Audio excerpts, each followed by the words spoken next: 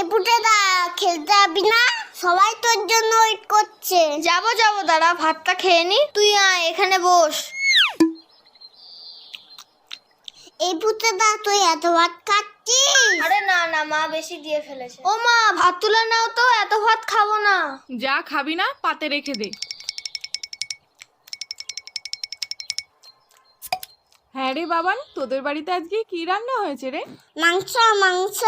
তাহলে পুটে আজ দুপুরে মাংস ভাত খেতে যাব বাবানের বাড়িতে, কি বলিস? কেন তোমাদের বাড়ির রান্না হয়নি?